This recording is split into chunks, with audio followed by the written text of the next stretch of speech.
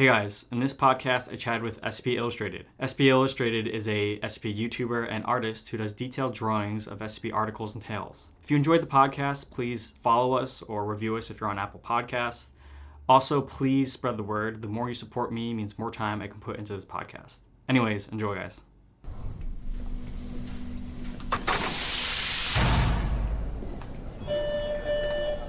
Don't forget, today is pizza day. So head on down to the cafeteria to grab yourself a hot slice.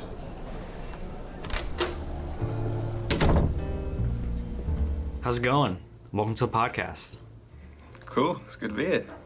So, one question I guess that everyone always wants to know when we have a guest on the podcast, what's your favorite SCP? Well, it's been my favourite now for like quite a few years, and it would be the SCP-12, the music sheet. Oh yeah, really? Yeah, it just sums up everything that an SCP needs to be. It's creepy, you don't want to go near it, keep everyone away from it. And like for people who aren't as familiar, do you have like a real like quick recap of like what that one's about?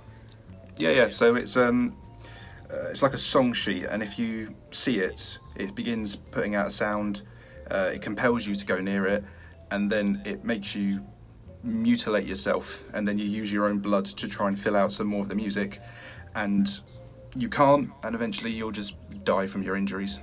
Yeah. That was actually It's just horrible. I think a while back, me and Jake had that on the list of like one of the ones we wanted to make a video out of. But never got around to it. Who knows, maybe one day. It would be, that'd be pretty cool. Yeah, no, especially, I mean, because of COVID, we've moved to like completely 3D animated route now. We're kind of moving away from live action, at least for now. I'm looking forward to seeing your SCP-3000 video, because you said that one's going to be all 3D. Yeah, which you'll be in. Yeah, I know. How cool was that? No, yeah, so that we've been chipping away at that since like September now. So Nick is my other guy who's helping out. Don't worry, I'll keep it short. This is Illustrated's podcast, not mine. But he's been helping out a lot with that. So like, but it's my first animated short film, so it's definitely like a lot of trial and error, and we're figuring things out as we go. But it's a learning process. It's fun, and I'm glad that you hopped on. That's cool. Okay, anytime. Well, actually, so speaking of voice acting, for people who don't know, you were in Overlord. What was it like working on that? It was both awesome and daunting. In what way? Like a lot of pressure? Well, it was awesome because getting to be part of one of the Evan royalty films, you know, I saw Dollhouse and I thought it was amazing. Yeah. And then I saw in a Discord chat, Evan was looking for people to audition for some of the soldiers' lines. So I just sent a request in saying, hey, if you want, I'd like to audition for one. And he was like, yeah, all right, and then send me some audio. So I did. I didn't hear back from him for a few weeks. And then he was just like, here's the lines. I was like, oh, well, I got it. He was like, yeah. I was like, cool. And then at the same time, it then hit me. I was like, oh, I'm in an Evan royalty film. Okay, okay, voice acting. I can do this. Well, I mean, that's basically what you do almost for every video, essentially. It is. It just felt like different? A lot more pressure. Yeah, understandably. Well, actually, so this is a question for you. Did you record everything without seeing any footage, or did like they have an edit for you guys already?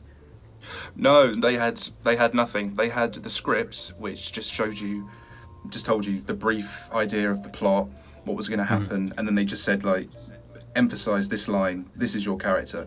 There was no footage at all. When I first started doing my lines, they hadn't even filmed it because it was when COVID started kicking off, so they had to postpone it. Mm-hmm. But yeah, I guess is that your official like first like real voice acting role? If you're not counting my channel, but yeah. Only other things that I've done before, they've just been like little things for other people's videos. That's probably been the first full-on voice acting gig. I mean, it wasn't a professional one. I wasn't paid for it. I just volunteered. Yeah. But I'd say that was probably the closest thing I've got to proper professional voice acting so far. Yeah, so like for people who don't know, you're in our doorman video, but that's like such a small little line. Like this an Overlord's like an actual role, like you're actually playing a character. It's a full-blown thing. It was awesome as well, just to get told that you're going to be playing the commander of the MTF unit. I was like, wow. Yeah. So I'm not even one of the subordinates, the privates. I'm like the full-on commander, the big guy. And he sent me through. You don't see this in the film, but he sent me through an entire character sheet of this the commander Lambert's, his past, what he's been through, his resume, if you like, as a soldier. And I was looking through it, and I was like, that's a lot to try and convey into a character. But I hope I did okay. I think you did great, man. Seriously, I was shocked that you had like the biggest role, because usually a lot of times it's like the featured, like, oh, they're just like in the background or something. Yeah, they're just there for the feature, not actually to be part of one of the characters. Yeah, but like in our video. But for people who haven't, definitely check it out. We have a whole thing on getting into the spoilers and nitty gritty with the Evan podcast, so you're safe here. We'll try not to spoil anything here. But so one of the other questions I always like to ask people who come on for the first time, how did you get into SCP? How'd you find out about it? So it all kicked off in 2012. I just finished school, went into college, and I met a dude there called George, and he introduced me to a YouTuber called Markiplier. Don't know if you've heard of him. Back then he was so small. He was only on 1 million subs, not on the 20 odd that he's on now. Yeah, I got into him right at the start, and he was doing playthroughs of SCP Containment Breach. Like when it first came out, I mean, there was nothing to that game. There was no textures on the faces. They looked like test dummy mannequins that you get in cars. Wow. And from there, I started looking at a few little SCP articles, a few little skips, nothing really in depth. Went through college, went through uni, got out, and then I started watching Eastside Steve. Yeah. And I saw one of his videos. It was SCP-2935, Oh Death. It's the cave one. You go through it, you go out onto the other side, and everything on that side then dies. And I think about that one. I saw that, and I was just like, that's really cool. I'm going to do some little drawings for that. It wasn't like, I didn't just go into it thinking, I'm going to start an SCP channel. It was just, this looks kind of funky, let's do some drawings for it. Wow. And then from then on, it just like became, I mean, you're doing this full time now, right? Yep, this is my full-time job now. It's been that for, getting on, in February, it will be 2 years. This has been my full-time. Wow, that's crazy. Just, you didn't even set out to like have this thing be this big. That's cool. No, it was just a happy accident. I made one video. I had one person subscribe. I had one like and one comment from a user called Asimov, and he just said, "Do more." Yes, I was like, Asimov was over for us too. Yeah. He just said, "Do more," and I was like, "All right." I feel like Asimov low-key is like an SCP himself. Like I haven't heard from him since. I've only heard from him early on in our channel history. Yeah, same for me. He commented on, I think it was probably like the first 10, 15 videos, and then he just vanished. Yeah. I think that's what he does though. He comes to all these new aspiring SCP channels, gives you the motivation, and then at the end he just like puts on his hat and his jacket and goes off into the sunset. Yeah, there's some weird anomalous energy going on with that dude. Yeah, definitely. I love that. That can be one of the joke SCPs I write one day. I keep saying I want to write an SCP and then it never happens. But let's see. Okay, so you mentioned you started with drawing and stuff like that. Do you come from like an art school background, or was it just always a hobby? Oh, I mean, I started drawing when I was 2. Wow. But it was art and computers that I liked as I was growing up. So when I went through school, it was art there.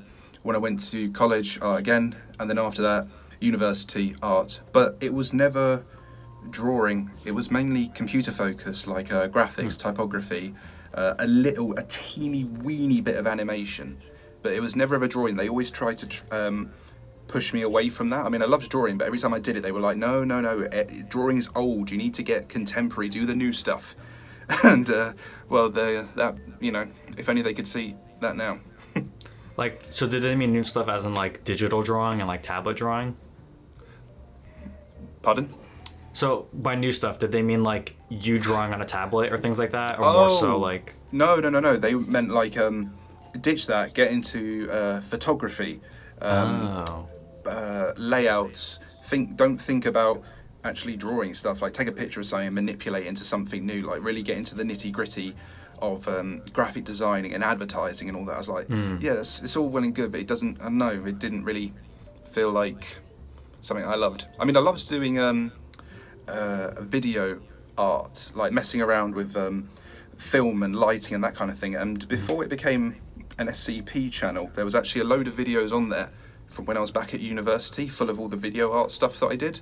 And yeah, that was really fun to do, but there wasn't much call for it. But I'd say I definitely come from an artistic background. Although nobody in my family is. I'm probably the first. Same. No, same here.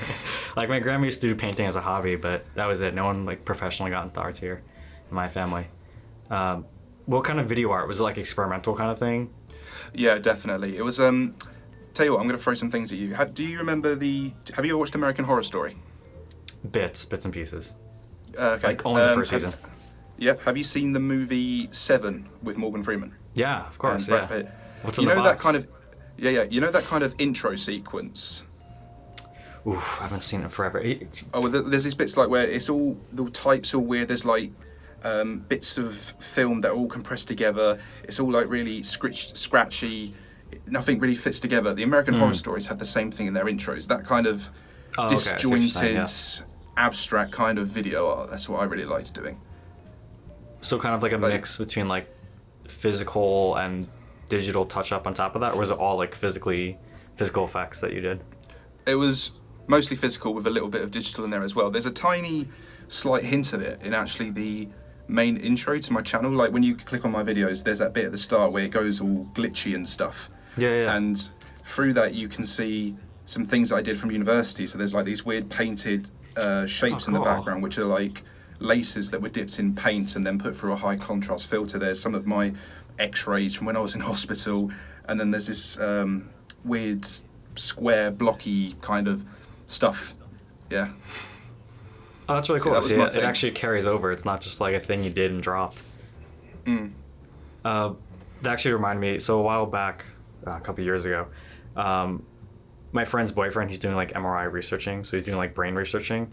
So I got to have a free MRI of my brain. And Seriously? I have the pictures, but they're on my phone. But I'm like, you know what? That just made me think. Why not? Why not throw it into something one day if you're using like old X-ray photos of yourself? Honestly, any kind of MRI, CT scan, X-ray, they are a treasure trove when it comes to horror stuff. When because I used the X-rays for a piece of stuff while I was at school, but trying to get hold of those, I had to contact the hospital that I went to. I had to pay to get them out as well. They sent they sent them on a disc. I mean, who does that anymore? But yeah, they did that. So I had to. Also, it took a third-party program to get them, but I digress. Anyway, getting all those X-rays is great. That's cool. Is it just like all random body parts, or just like your arm or something? Oh, they were random. As a kid, I was extremely accident-prone. What have I got? I mean, I think I broke my arm twice. I've split my head twice. I've got metal going up my right leg.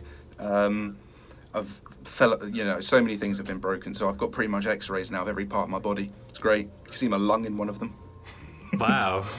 I only have one injury that I had in my childhood, and it's pathetic. What was your one then?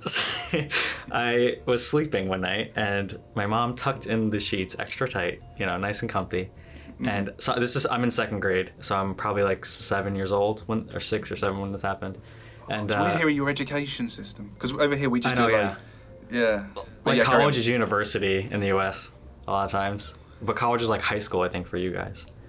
But anyway, so by that point, I wake up, all is well. So I go to sleep, I wake up, all is well, and then I move my foot, and I feel a shock of pain come up, and I'm freaking out. Like, what is happening? What is going on? Well, turns out, overnight, my foot got cut in the blanket, and so for people watching the video, my foot stayed in the direction that I sleep on my side. So I was pointing to the left. My foot was pointing to the left. I rolled over overnight to my right, and my foot never rolled over. So I somehow sprained my ankle in my sleep, and that's the only time I got like a childhood injury period. I've never broken a bone Yeah, so that's my pathetic injury. I've never heard of anyone spraining their ankle in their sleep. It's incredible. Who knows? Maybe I'm a first. Yeah. And I was on the top of a bunk bed, so I remember hopping down my bunk bed, one-legged, hopping to the doctor's office out of the car. Good times.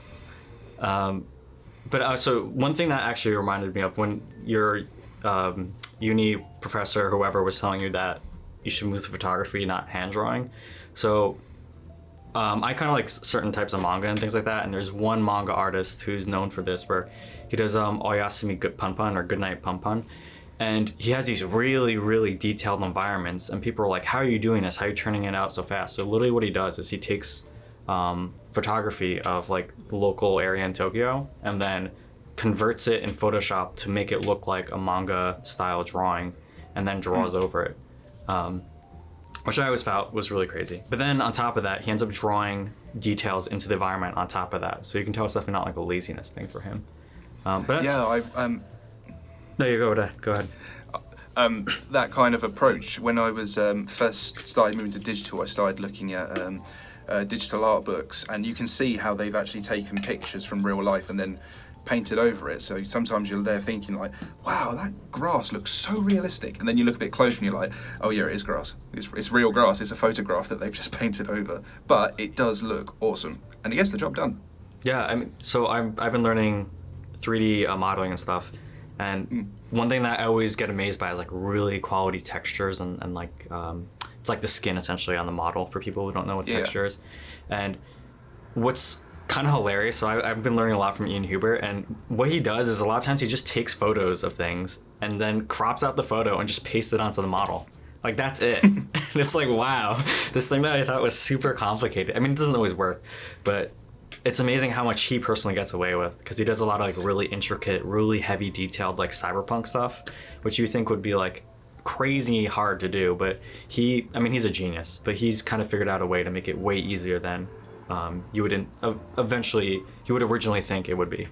But I'm surprised that like people were saying drawing's dead. Like I feel like there's literally no validity to that at all. Yeah, although I do a similar thing to him is I sometimes take textures from real life to add to some of my drawings just to give them a bit more feel.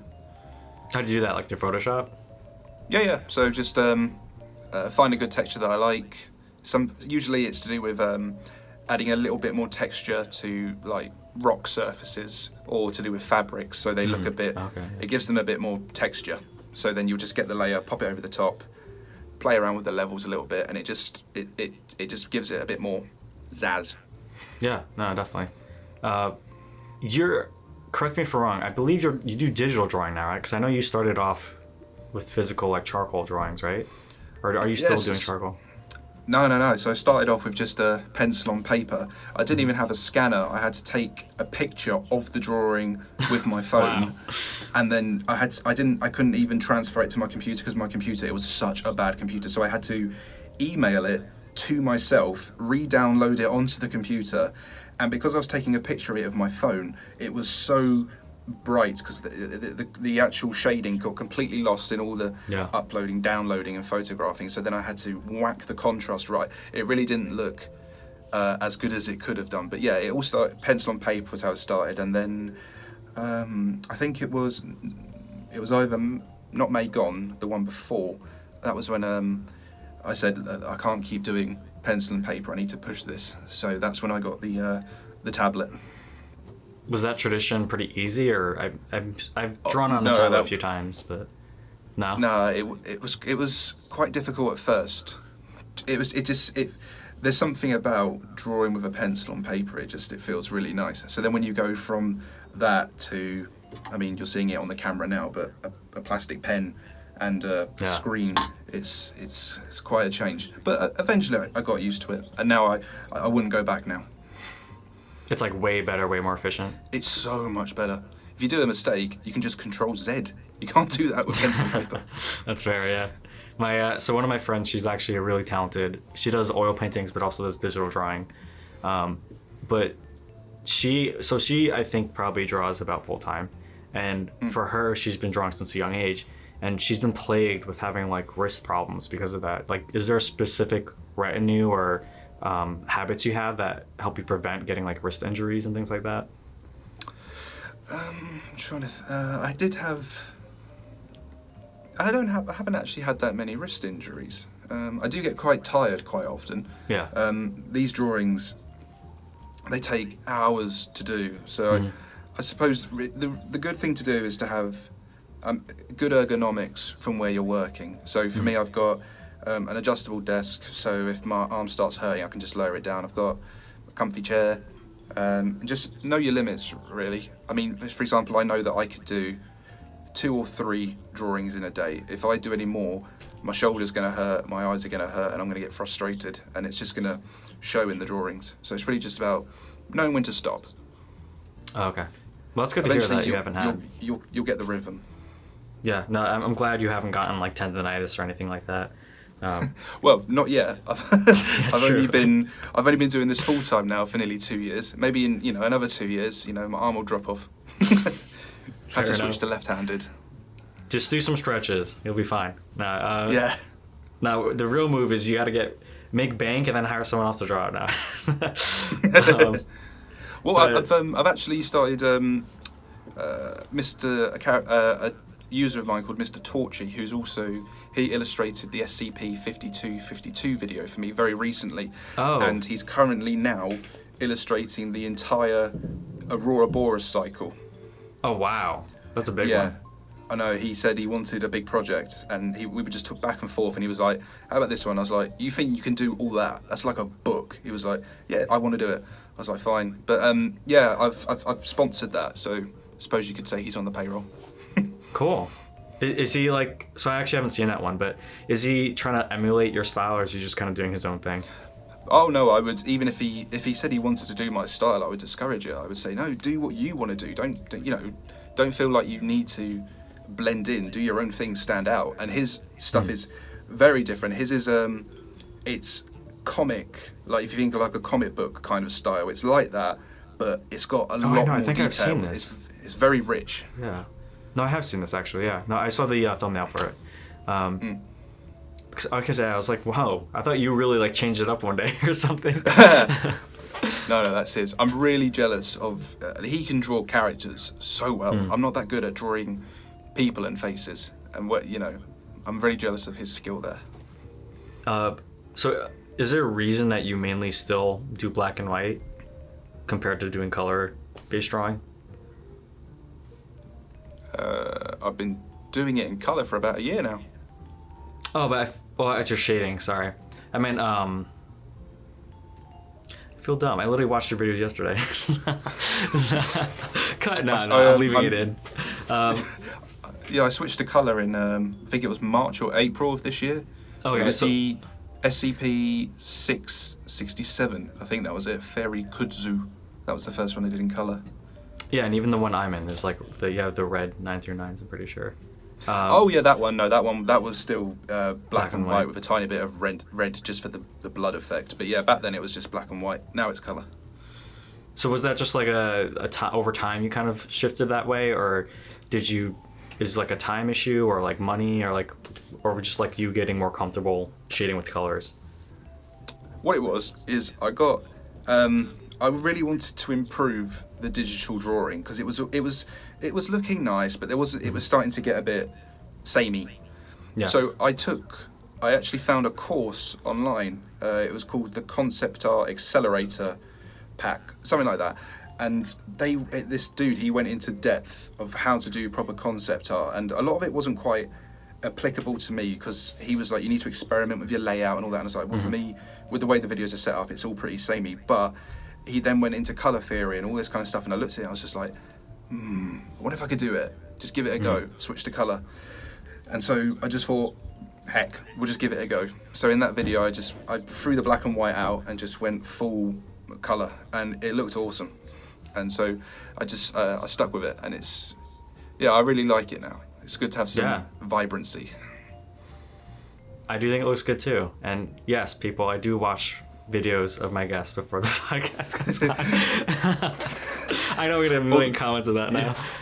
Don't worry. Although I will, I have had a few comments from people saying that they do prefer the black and white because it looks really? nitty gritty, you know, because it's like the foundation. It's not this beautiful, vibrant world.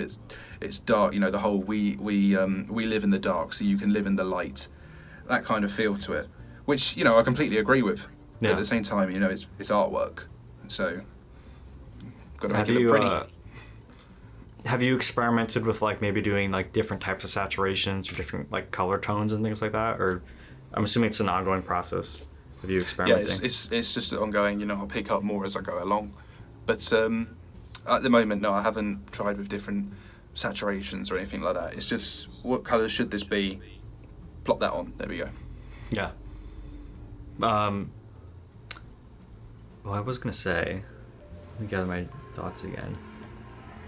With color drawing, like have you ever thought about doing different mediums like other than digital for the videos? Like obviously you started with doing pencil and things like that, but have you ever considered like painting or who knows? I did back in the early days. I did consider like doing loads of different videos and loads of different mediums. So I was thinking like charcoal. We'll do paint. We'll do something digital. We'll do like just a line drawing. But unfortunately, I never quite got around to it, and now it's got to the point where it's more a time thing. I don't really have the time to spare to do the different mediums because it's really I have to get another video out as quickly as I can, really, because the longer that a video doesn't go up on the channel, the more YouTube forgets, and then everything gets left behind. So it's really a battle with myself and the clock at this point, so sadly I don't have the time to experiment with new mediums.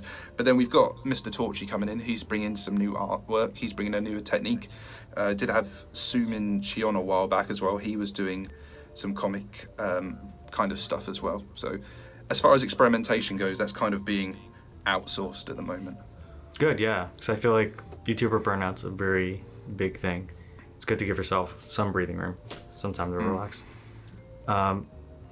So I've heard you talk about this in the past, but I know you're always trying to push kind of your ability and like what you're able to do. What is like, do you set out like a goal, like, oh, I'm gonna work on this specific type of drawing or this, like drawing faces, for example, since you mentioned that earlier, or do you kind of just learn as you go instead of doing a more general learning?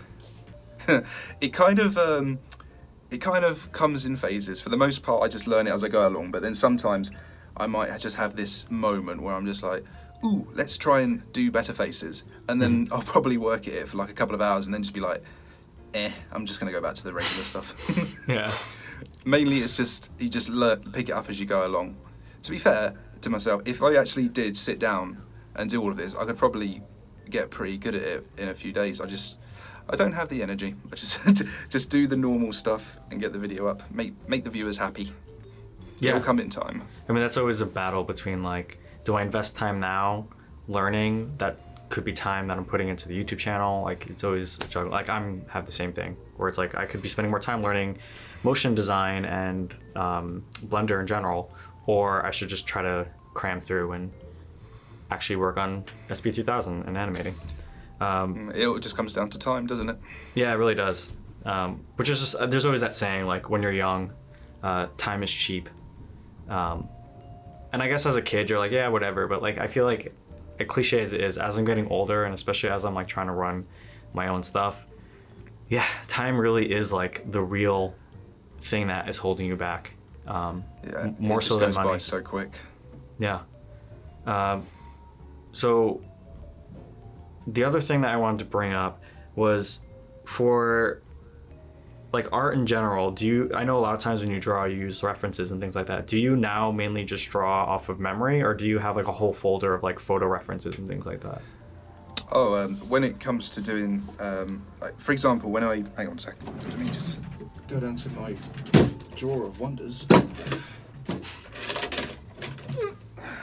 So you can see these on the camera right now, but I'll describe them to you. So I've got these kind of kun drawing figures that I found on Amazon. They're like humans to help you draw figures, and they've got like podiums and stands to go on. So configure those, and that's how I draw human people, because to get my anatomy right. But when it comes to landscapes and actual items and stuff, I usually draw from reference, unless it's something that you wouldn't be able to find a reference for, in which case then it's all trial and error, mainly working with shapes. Oh, so like for example, plenty of SCPs that you draw that are more like creatures and stuff, you just kind of figure it out? Yeah, exactly. So ones like what was the one? 407, 001, 610, 682. You've kind of got like a brief idea of what it should look like, but you don't have anything concrete, so you kind of just have to go with your imagination at that point. Like, I mean, for example, my 682 videos, I must have had, I don't know, 5 or 6 different versions of 682 now. I can never just stick with one I like. It always just keeps changing into something new. Yeah, I mean, that's you can't good. just go with what you want. Because, I mean, that is kind of what 682 is about, though. He's always evolving and mutating and changing in appearance. I mean, even for Cedric, or Zarindo, some people know him, who does a lot of our modeling for creatures here, he's probably gone through like 5 different versions that are drastically different of 682. Which I think that's a good thing, though. Yeah, I love it. Like, I think it's always good that he doesn't get stuck in a box, and he's always like doing completely. So like he takes a lot of his references from nature, so he'll like combine different animals and different like jaws maybe, instead of just doing the crocodile, which is the most common one. Which I think that's always find what's great as well about SCP creatures is just there's never really a concrete what it should look like. There's so much imagination involved. Like when for example, 939. Unity have got their version. HST, they're working on their own version. You've got Containment Breach that have got their own version. There's never one set kind of thing, which I love, because then it just gives you the reason to just do anything that you want, really. Yeah, I mean, like, so we're actually, Cedric's actually modeling a 939 for our next video right now. And so I kind of was like, let's try to like stay away from like the most common types. There's a specific model that someone made out of like clay and toothpicks. So I was like, let's try to like go from this inspiration, which was not as popular, but I was like, fuck it. Like, I love it. Let's just do it. When it comes to popular, don't let that get in your way. Like when I did that 173 model, that got a big mixed reception. Lots of people hated it. Lots of people liked it. But it's just, if you don't experiment with new ideas, everything's just going to become the same. It's going to become grey. It's going to become boring. It's good to push the boundaries. Well, I feel like that's the most heated one out of everything, because that's like how most people get into SCP is through 173. Yeah, so many people are like, oh my god, what have you done to the nut? I literally have like on my shelf behind me a little peanut version of him. Oh, that's cute. But I'm happy that a lot of, I feel like especially over the past few years, people have been more like courageous and brave about changing up the design. Especially since it literally, for people who don't know, it's actually an art piece, and it's actually a very positive meaning behind the art piece. It's like basically that artist, I think he's a Japanese artist. A lot of his artwork has to do with like peace and humanity coming together, and like completely opposite themes than what SCP and what a snap-necking monster is about. Yeah. 173 is hardly about peace on Earth. Yeah. So it's good in the long run, I think, that we're kind of trying to transition away from. I actually don't know. Did they change the picture on the main, the actual SCP page? Oh, no, I don't think they'll ever do that. Because, I mean, the original Peanut is just iconic with SCP now. I don't think they'll ever change that. But that doesn't mean you can't have a look at new ideas. I mean, there's been so many 173 different iterations and so many different artists, but the Peanut will remain the Peanut. He's not going anywhere. Yeah, I mean, he literally is, like, people can correct me if I'm wrong, but I'm pretty sure he is the first, like, SCP, period. He was, yeah. He was the one that, he bred it. But no, 173 he's the thumbnail SCP. If you want to do an SCP video, you stick him in the thumbnail. Yeah. I mean, I think then Sumerian people know it's an SCP video. Sumerian did a really interesting thing about, like, people, there's always been this argument of, like, what came first, the Weeping Angels from Doctor Who or Peanut? And, he ended up doing the math, and he was like, no, the Weeping Angel came first. So I think I saw that video as well. He actually looked back to the notes of when everything came out and when that was all planned. Yeah. So does that mean now that Peanut's the copycat? So, and I think SCP is actually just one giant Doctor Who fanfic now. So. Yeah. Except we've got better monsters. Yeah, no, I've personally never been a huge fan of Doctor Who. I was up until Peter Capaldi. Okay, yeah, so that's pretty recent. I thought he was a great Doctor. It's just that the writing just fell apart halfway through, and I was just like, okay, I'm kind of bored now. It's a shame because I freaking loved him. He was a great dude. It was very big when I was in. I think we're about the same age. I'm 24, but it was very big when I was in high school. Like a lot of my friends were really into it. I just couldn't get into it. I've always been kind of weird with sci-fi, I guess, where like if it's a little cheesy or hokey, like even with Star Trek, I had a really hard time getting into it. And Jake's always nagging me to get it because I do like a lot of the themes and like what it's about. I just am very bad with that like aged TV feeling, like almost like not sitcom, but that old kind of like sci-fi or BBC kind of feeling. I'm like, I'd rather read. I couldn't get into Star Trek either. Yeah, it's like a slow Star Wars burn. though. Yeah, of course. I mean, that's what I got into. I guess I was always into the more flashy stuff growing up, and then I've kind of leaned more towards like sci-fi horror stuff in the past 4 or 5 years, I'd say. Yeah, like Lovecraft and Junji Ito, things like that. And which is why you are here today doing SCP stuff. Yeah, I mean, so I actually got into SCP right around the first time I saw Junji Ito. Do you know Junji Ito? You've probably seen some of his stuff. I do not.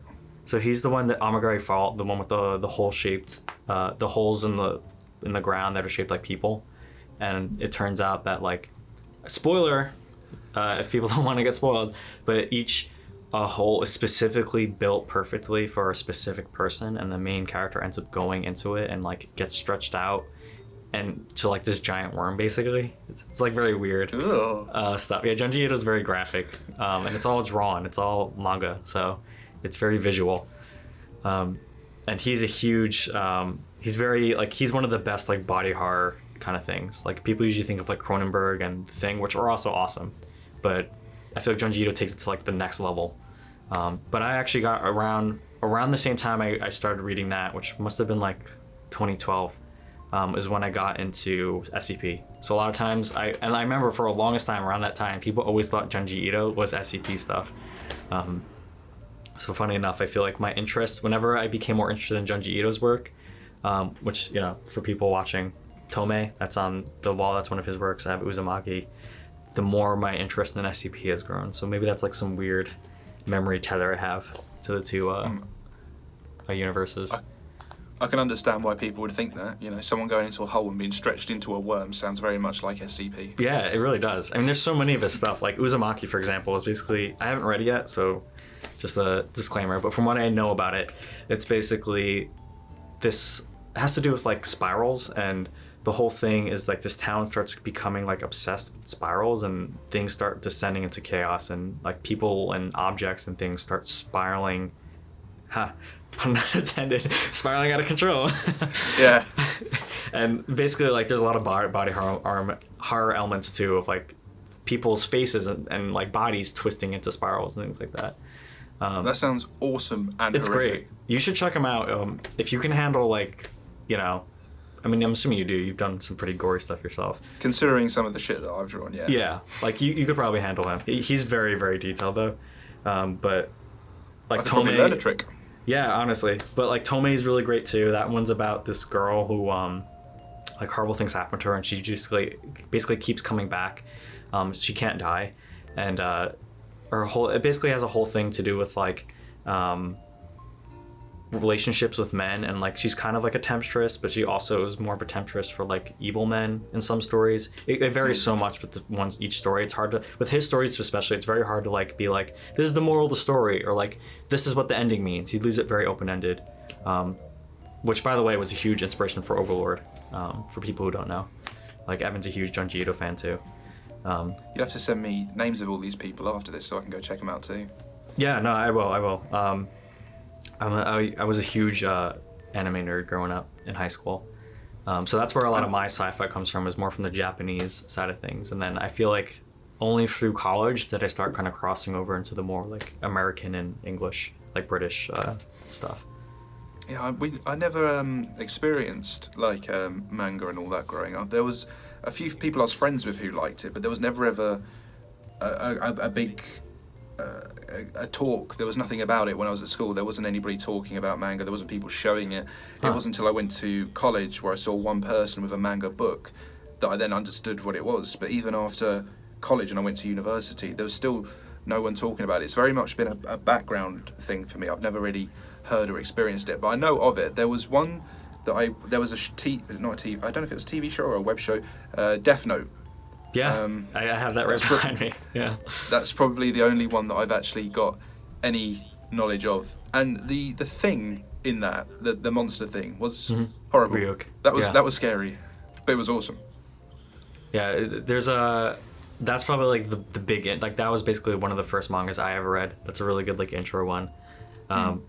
It is kind of weird to see how much more popular it is now. Like I feel like especially when I was in middle school or grammar school for English viewers, I was it was very like still kind of like not mainstream. Like you were still kind of weird if you watched anime or manga. It was like But I remember we had like might have been Foxbox or People Know Toonami, things like that.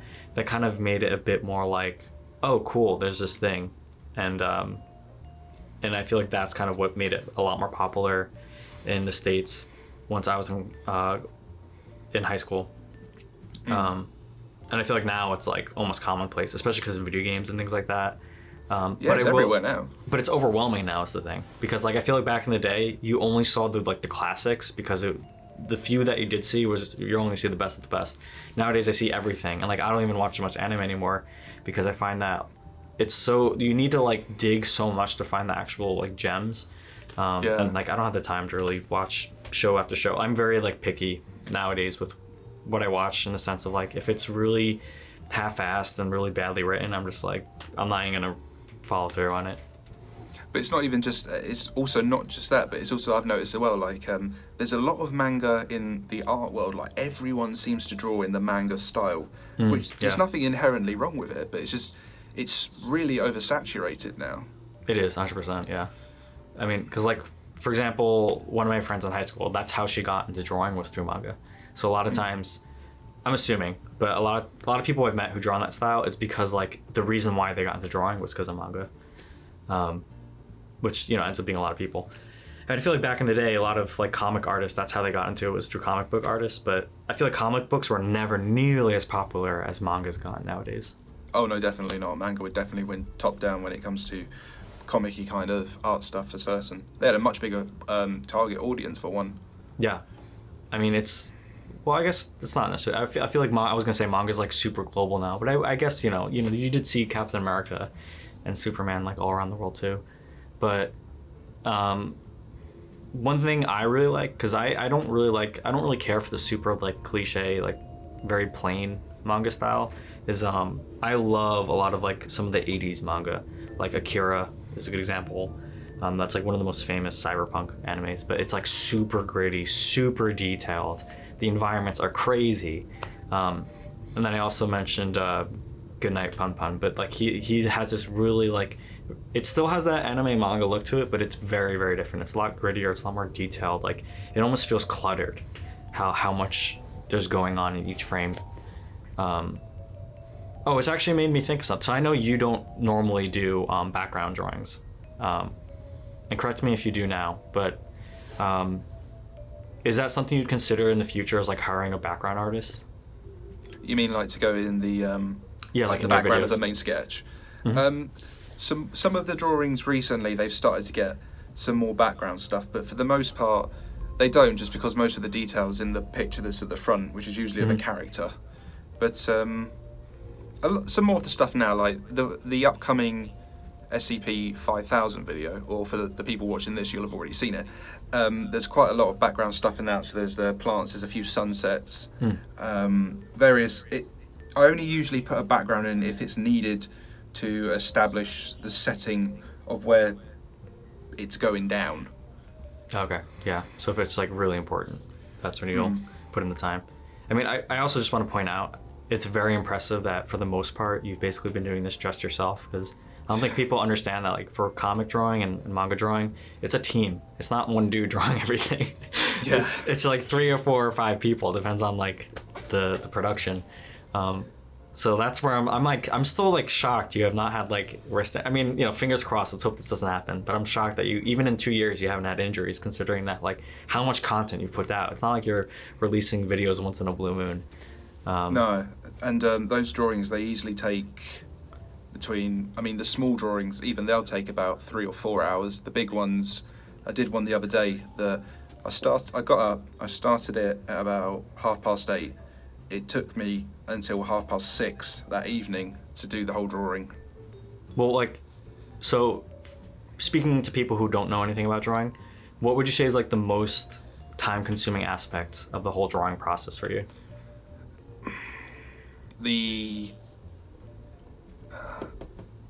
Probably the shading, getting the edges right, trying to get a nice blend from the edge to the middle, because you've got to think about where certain things would curve round. So you're going to need shadows, you're going to need a darker section, a lighter section from where the light hits, and it's taking all these little things into account to make the picture. Because you think of one thing, but then you forget about another. You've kind of got to think of it all at once, and that's where it starts to get a bit overbearing. But it's definitely just all the shading, trying to get all the edges, the right colours, the right tones, putting in. Do you know what? Creases in clothing are a bitch. Oh, yeah. They take so long to do, and if you don't get them right, they look stupid.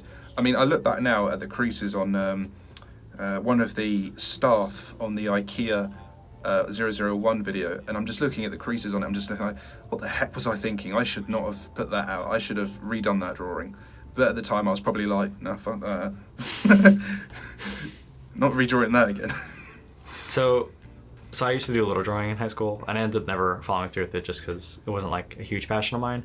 But are noses also a huge pain in the ass for you? Because I remember those being like nightmares for me.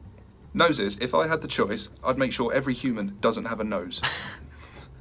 They are the hardest thing to draw. I still can't do it. Yeah, I've done YouTube video tutorials, I've got books on how to do it.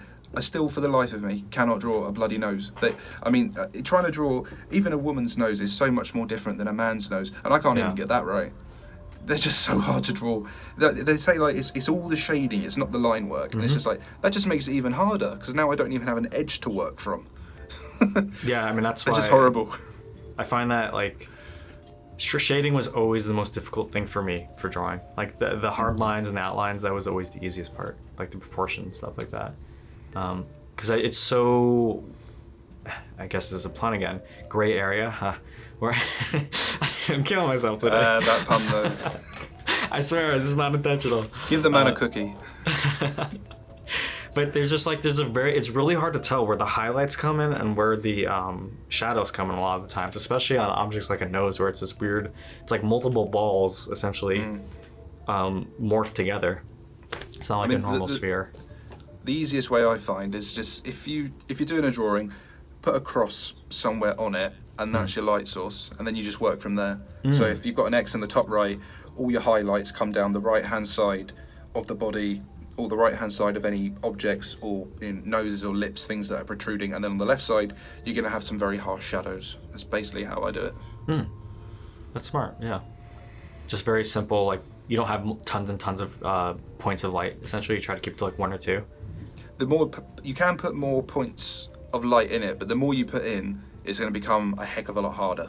Yeah, sometimes simplicity is the best.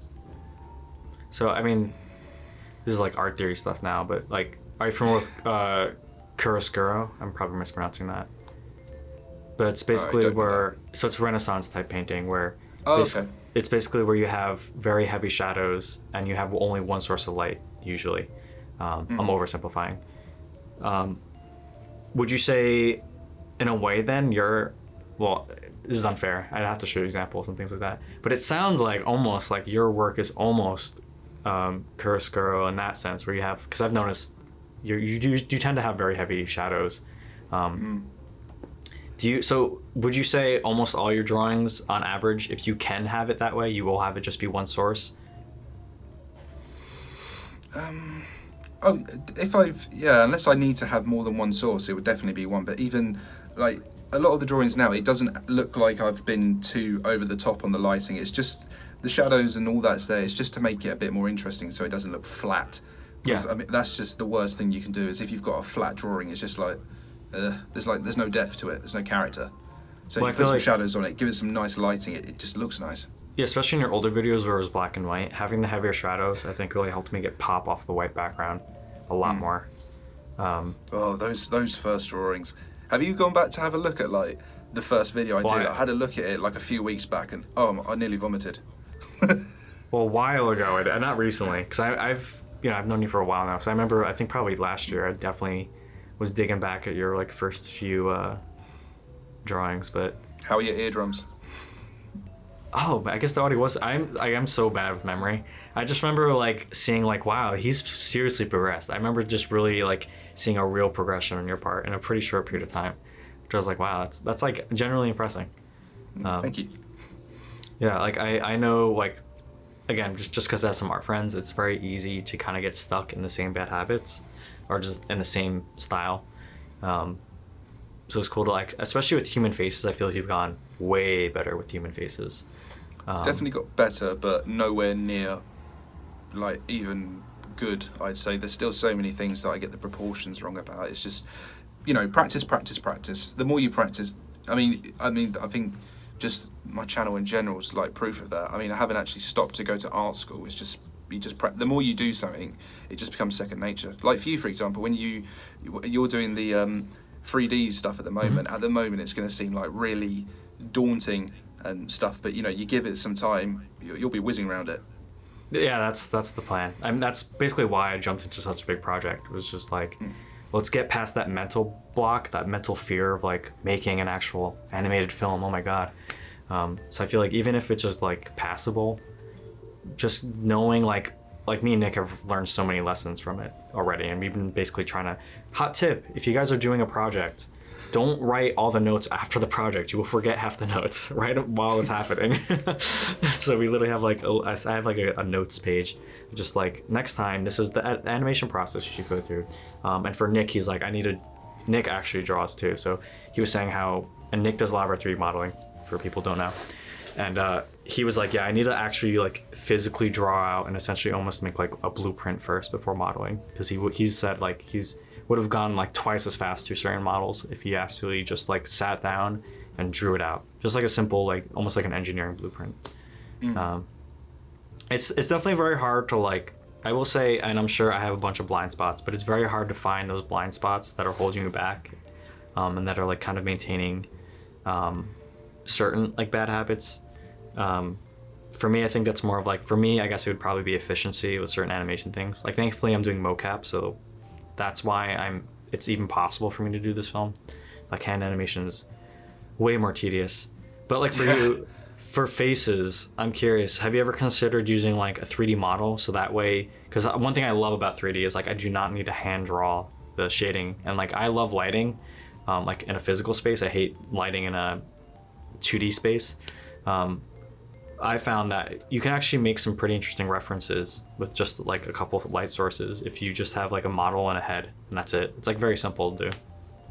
Yeah, I've never even considered it. So, I mean, I guess that's something I could look into, but I've never actually considered putting a 3D model into one of the sketches before. Oh, no, I was saying not even for a sketch, but like as a reference for your sketch. Oh, I see. Yeah. That would probably be really good then. Yeah, I mean, if you decide to do it, I can show you how to do that. It's very, very easy. I'd be happy to like, if you ever just want to experiment one day or try something different. But side note, Cedric has made a 3D model of my head as a joke. So that exists, people wondering. That's out there. So other than drawing, you obviously do other things than just drawing all the time. You're a pretty big Airsoft fan. How'd you like get into that? That's a huge community, I know.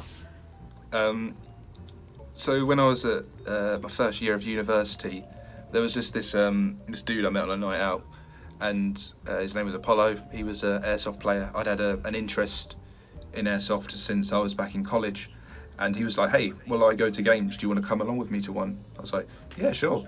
And this was back in 2016. And so yeah, no, not even that. 2015 or 14, one of the two. But yeah, I went along. I looked like such a twat on my first game. I had, I think I was wearing blue jeans. I had bright yellow DIY knee pads. I had this kind of like camouflage jacket that I found in a charity shop.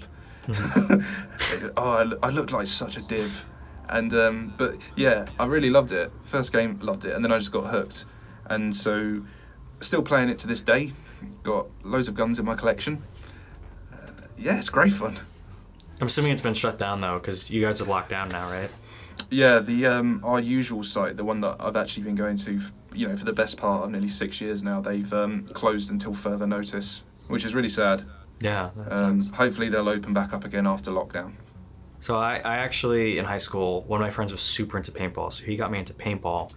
And paintball's fun and all, but the problem with paintball is the maps are way larger, and like we went to an outdoor place. And the problem is a lot of times you're just spraying and praying. You're not actually like seeing a target and shooting at it.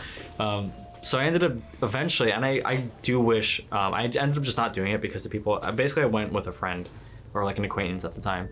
And we went to a spot, and I remember to this day, my outfit was I took camo pants that I used for paintball, stuffed all the pockets with Cocoa Puffs cereal boxes stapled together as armor. It worked, okay? It worked. But, and I remember, I think I did something similar with my shirt. I had like a vest. So I put cardboard like underneath my shirt or something. Oh, I love it. Because, side note, the reason why I did that was because it hurts when you get hit by a paintball. Like, black and blue, It is so painful. But it's brilliant because, I mean, you could just walk around the pitch looking like a walking Kellogg's advert. They're not going to shoot you. They're going to think, oh, wow, he's sponsored. We're not shooting him. Yeah, exactly. So there's people who tattoo their foreheads. Oh, man. Exactly. Fallen Foundry, sponsored by Kellogg's. But, yeah, and I remember, like, getting shot and not feeling it, and I was like, I just felt invincible. I was like, whoa, this is crazy. Because, like, that was, like, one thing I got very nervous about was, like, it's close quarters airsoft. At least the place I went to is all indoors. So I'm like, man, if it hurts so much getting hit by a paintball from that far away, the airsoft's gonna be super painful. And I remember people telling me, yeah, it can be painful, yada yada. I'm like, oh, this is nothing compared to paintball. So I ended up getting really confident, like playing a lot more aggressive than I would for paintball. Yeah, paintball definitely hurts a heck of a lot more. I've never played it, but I've definitely seen and experienced my fair share of injuries at airsoft. Some of them are really painful. Like what was like some of the more like painful things you've gone through? So some of the ones that I've experienced, there was one I was playing at an indoor place in a place called Reading, which is a bit north of where I live. But they've got a minimum engagement distance there. But nevertheless, I was in a room with my friends and we were just covering the doorways. And then from one of the other doorways, this kid came in, young kid, can't have been maybe 12. He obviously must have come with his dad or something, but he came in, he looked over, saw me, and he just full autoed into the side of my neck at really close range. And I remember a BB got stuck in my neck. Like it didn't like go through the skin, it just penetrated in and just wedged there. And I pulled it out, and then that started bleeding out. That was not bleed. That sounded very dramatic. There was like a bit of blood, just like an overlord. Yeah. Spoiler! Oh shit! Spoiler! I'll put a spoiler warning there, guys. There was another one. My friend Matt. I remember he fell over once onto his gun, and he like split the top of his forehead open, so he had to go to hospital and get it stitched up. And there was my mate. There was one very recently. This one's dark and funny. So he was shooting around a corner, and he shot this like little kid on his elbow, and the kid started bawling his eyes out. On the one hand, we were just like, come on, it's airsoft, you're gonna get hurt.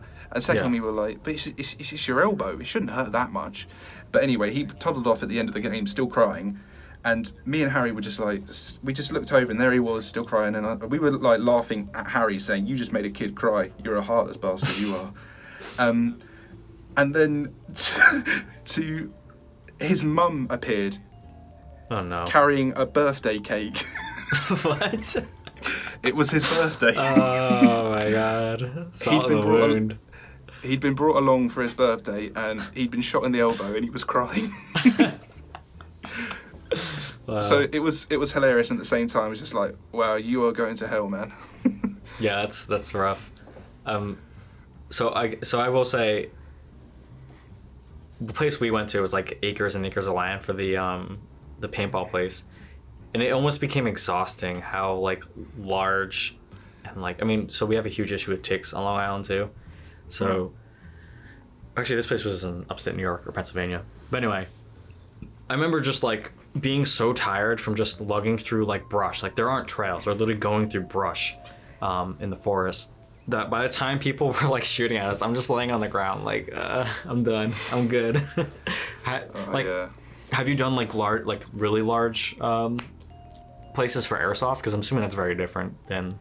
I've done. The normal place that I go to is quite small, but I've been to two very, very large ones. They were Milsim ones, and they were up in Sweden. Oh, cool. So me and a couple of guys, we found this Facebook group. They were doing a massive Milsim operation up there. They had people from everywhere. There were people from China, Russia, South Africa, India, America, Argentina. Everyone just came there. I mean, it was massive. There was something like 6,000 players there, and it was huge. That's crazy. It just covered. I don't know. It must have been, I don't know, maybe a good 20 miles worth of land. What? It was colossal. It's massive. And there were two opposing sides, and basically it was just, I think it was just 5 days non-stop. Even if you slept, you were still a target. So you had to sleep with people standing outside your tents ready to shoot at them if they started shooting at you. That's insane. Yeah, it was hardcore. Were you able to sleep? Like. Yeah. You could sleep when you could, but you didn't get an awful lot of sleep because suddenly you just.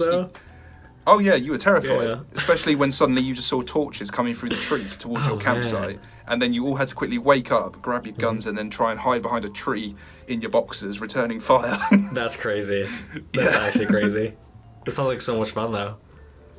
It was, but that was knackering. I'm sure you can imagine trying to walk 20 miles. It's Yeah, no, I mean. Especially when you've got like, because it was a Milsim, they had like a chain of command. So you'd start off with a briefing, and then they'd be like, right, your team, your job is to go here, get this, and bring it back. And then you'd look on the map, and it was like, that's 10 miles away. You can't expect me to walk that. Yeah, I can. You go get it, bring it back. I mean, your feet would hurt more than the rest of you because you just have blisters from all the walking. Man, I mean, I've always low-key, like, I think they're in Ukraine. There's like these giant warehouses essentially where it's like almost like a mini city or a neighborhood as an entire airsoft like battlefield. And I think they're almost around the same size, but I've always like low-key, I mean, I don't want to go to Ukraine to be honest, but it would be awesome to do like an actual like battlefield like that where I have to like, because I think a lot of them are like search and destroy or like capture the flag kind of situations. But yeah, no, if you hiking, can, so it'd be like mixing in like long treks with also combat. I think that'd be really cool. But if you can, definitely go to one of the big games. Yeah, like biggest game for paintball I think was only like 1,000 people or 2,000. Just like nothing. Well, to give you another idea of how big this kind of one was, the one we went to in Sweden, they had outfitted actual tanks with airsoft guns, and they were rolling. They were rolling around, and they were there just to give the impression of immersion. They even had a flyby because there was a base nearby. So they just said, "Hey, look, when you're doing your practice, can you just fly over just to give that impression?" And I remember there was one operation where it was me and the rest of my team, and our job was to stop an enemy convoy because they were transporting a load of other players in trucks, and our job was to just stop them. So what we did was we just stayed on the sides of the roads in like little gullies, and then as the tank and the trucks all came down the road, one of our mates popped up with an Airsoft AT4 and just fired this. Yeah, they had their own AT4s with that fired laser beams. Wow. And all the vehicles had been fitted with these kind of laser masts, like receivers. So if you shot the mast with the AT4, you would disable the vehicle. So he got up, that's crazy. Fired, and just took out the tank. Wow. And That's so cool. I've never heard of that. We were just like, dude, you just took down a tank.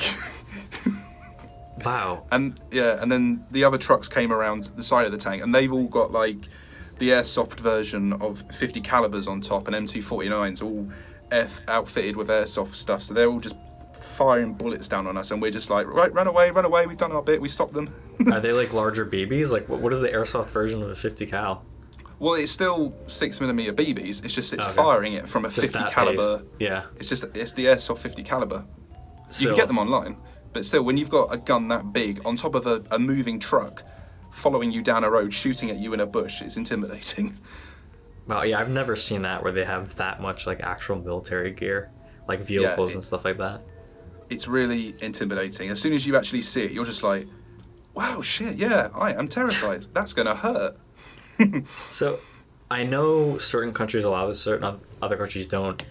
Did Sweden allow? So I've heard with certain airsoft, you're actually allowed to use like almost real flash grenades. Like they're basically only slightly modified from like a real flash grenade. I can't speak for the one in Sweden because they were banned because of it was to do with environmental safety. Oh, okay. Because it was such a big event and there wasn't enough marshals, they couldn't have pyrotechnics. But in England over here, you've got pyro, which I would say is pretty close now to a flashbang.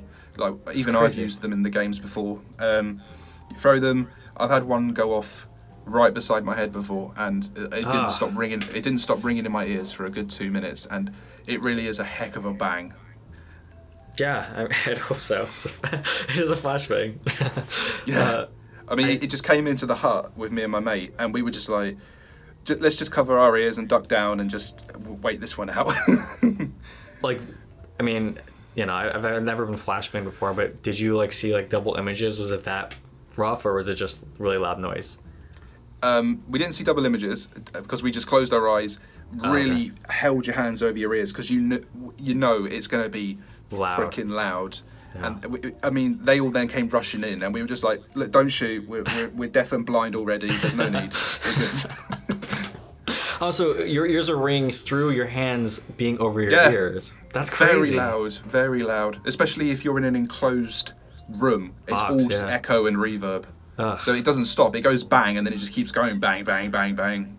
Ugh. Don't envy you there at all. Yeah, I think in the States, it might differ depending on what state you're in. From my very limited knowledge, at least for where I am, I'm pretty sure they're illegal. Like, they have very, very strict pyrotechnic or grenade rules. Like, I've only seen the BB grenades. That's it. Which even then I think are spring-based, the ones we were using. They're not even like an actual explosion. Oh yeah, we got the gas-based ones. Yeah, which are a lot cooler. I'll give you that. That's the trade-off. You don't get pyro, but you get real guns. We have proper pyro. Airsoft game though.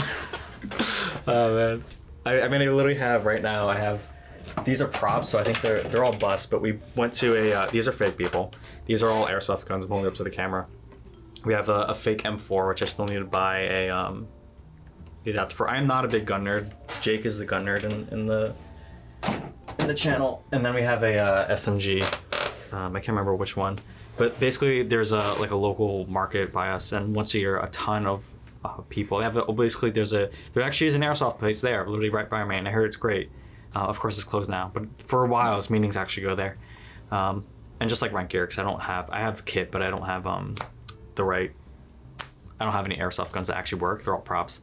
But they have, basically what happens is a bunch of people come together, and then once a year, anyone can sell any gear they own for whatever price they want. It's almost like a free market kind of thing, which is really cool because that's how we got a bunch of our things. And actually, I will say, I think the only one that works is the coolest one. It's a grenade launcher airsoft gun. Nice. And so basically, for people to know, like the actual shells are metal, but it basically has like a plastic pod that goes into the shell that has the actual BB. So when you shoot it, I think it actually does shoot like a big plastic pod that then explodes into like releasing the smaller BBs, which is pretty crazy. Does it actually fire a projectile, or does it just fire the BBs? So I think from what Jake explained to me, was it actually does fire a projectile, but I think the projectile ends up exploding very quickly because you don't want to get hit with like a giant plastic, like it literally looks like a grenade launcher. If you just look at the round itself. I think they're very expensive too.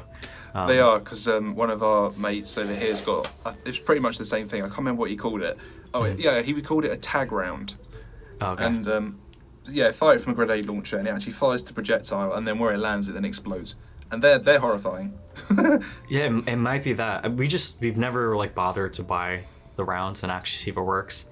Because that's, like, for Purge, when we were still trying to do that, that's what we wanted to do, was have, like, a fake smoke scene and basically fire fake smoke digitally out of those grenade launchers. But who knows, maybe one day. We'll see. Why not? Yeah. It'd be fun. Although there's literally nowhere near me I could actually legally do it in a game, probably. Because all the places around here are indoors. That'd be ridiculous. Although, so I do remember one thing. For my first Airsoft game, there was literally, I think he was one of the owners of the place. So like they'll have almost like in a game, you have moderators. I forgot the actual name in Airsoft, but so he would go around with just a pistol and the Captain America shield, and would just, if he saw anyone breaking rules, he would shoot them in the head. So it was very much of a, like, follow the rules or there will be a physical punishment. And then they also, I think, had like these outposts throughout that also had referees. So yeah, I think referees is the better word. And they had like the fake sniper rifles. So that was the other thing, is if you didn't listen to them, they just shoot you with like I just remember they were supposed to hurt way more than the normal airsoft guns, because I think they're at a higher PSI. But yeah, do you have any other like crazy airsoft stories? Or is that like? Well, not too long ago, I actually managed to. Don't know if you can quite see it on the camera.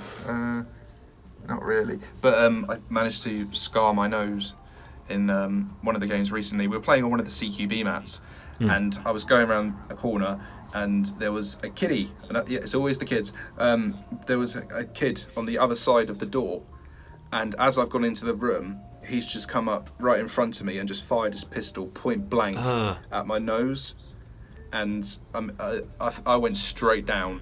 It took a massive chunk out of my nose. It didn't stop bleeding for like 2 hours. I had to go to the head dude at the game site there, and they patched me up. They made me put all my bloody tissues into like this bio bag, you know, for contamination reasons. And that took about 2 months to heal. Wow. I don't understand how that's a crazy. cut can take that bloody long to heal. Well, it's probably cartilage. Mate, was it deep? It just didn't stop. It was right on the bridge of my nose. Just didn't rough. stop. Yeah. Dickhead. Well, so did it go through your mask? Like, because you're obviously wearing a mask, right? Or do you just do goggles? No.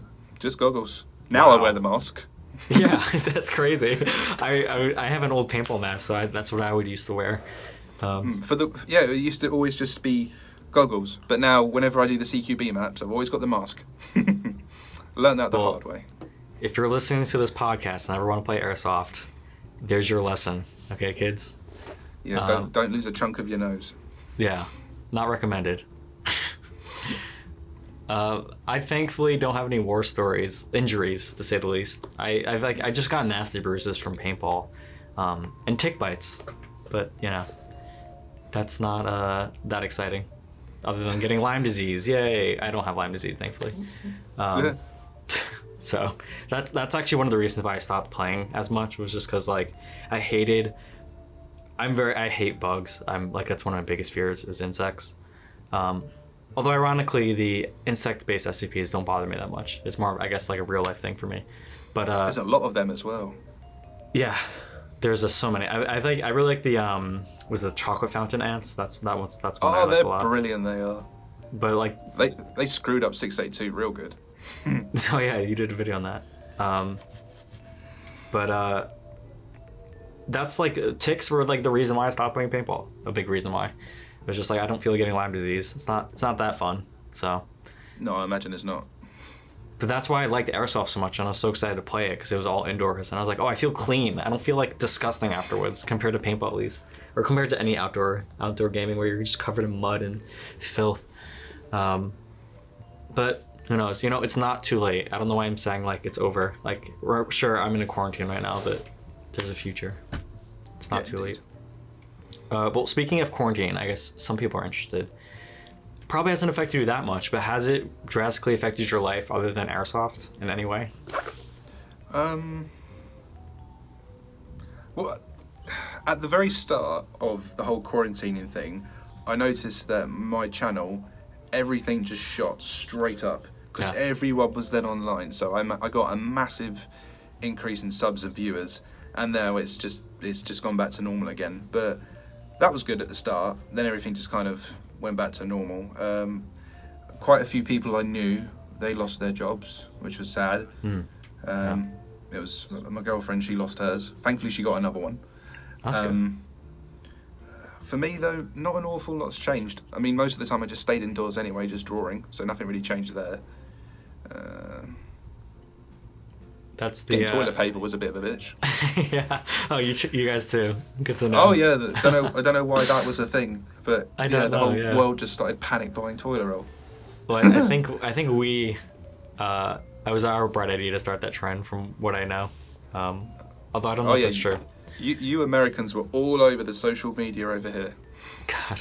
Ugh. Well, for me specifically, I was actually in Europe at the beginning of it. Just got out in the nick of time to land in New York. And I'm sure you know, New York was a complete shit show by the time I landed. Because this is around... New York got hit the hardest.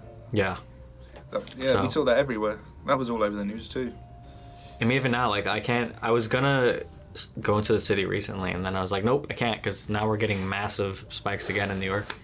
So, who knows? How's it been for you? Honestly, a lot of silver linings for me, because now I get to work from home. I work as a part-time editor for a local university. I'm not in college, that's my job, for clarification. Sometimes people think I'm a student. And so that's been nice because it's kind of made my schedule a lot less tight, and I'm not as tired after work, so that way I can actually, that's what allowed me to learn Blender and things like that. And that's the other thing, is like I've been trying to learn a new skill since I can't go out and hang out with friends really, or like we've been doing game nights on Discord. So thankfully having nerd friends has made it easier. I know some people are really struggling, and I'm like, man, I've been doing this stuff for years, just like knowing how to entertain myself in my room. But it still is tough. Like I definitely would get to me. I've been trying to go on daily walks because I would have like small depression swings where it's just like I feel trapped and it feels like I'm living the same cycle over and over and over. It feels like I keep pushing the same boulder up and it keeps falling down, even though like I'm not necessarily, the work I'm doing is not that difficult, or like, well, there's a challenge, but it's not like, it's stuff I want to do, So I feel like there's that challenge of just trying to like figure out how to be okay with the monotony over and over and over again. Because I guess for me personally, I'm very much like, I need to see the sun. I need to like see the blue sky. I need to, especially smells. I've noticed, this is the weird thing that I've noticed over the quarantine. If I had the same... smell the COVID. No, I wish, right? If I have the same smell over and over again for days at a time, it like affects my mood. Like I need to go outside and experience like different smells. Like it's all very subconscious. I never really realized this till recently. But I got a candle and that helped too. So there's little tricks like that. If it helps, it helps. Yeah. All right. So we're getting to the end, near the end of the podcast. But before we run out of time, are there any things you want to shout out? Any like future plans you want to talk about? Like what's up with you? Well, as you know, at the moment we're doing SCP 5000. You're helping with that one. Yeah. You're going to be playing the what was it? It was the Doctor. Yeah, Doctor. The captured MCF and the Commander as well. Look forward to hearing that. There is the Aurora Boreas cycle. That one's going to be coming up soon. The first part of God knows how many. Yeah, I know. Good luck. Some more When Daybreak's coming. Some more IKEA. The IKEA ones are fun. Not quite sure where I'm going to go from there yet. It's because when it comes to like planning out my videos, I usually plan them months in advance. So currently they're planned all the way up to February, but after that, don't know yet. See what happens. Yeah, well, it sounds like you're good for a while. You got plenty on your plate. Yeah. Well, thanks for coming on, man. It was nice chatting. It was nice to have a fellow airsoft/paintball enthusiast on the channel I can actually talk about this stuff with. Pleasure to talk to you. Yeah. Thanks for coming on. I'll see you around. All right. Bye, everyone.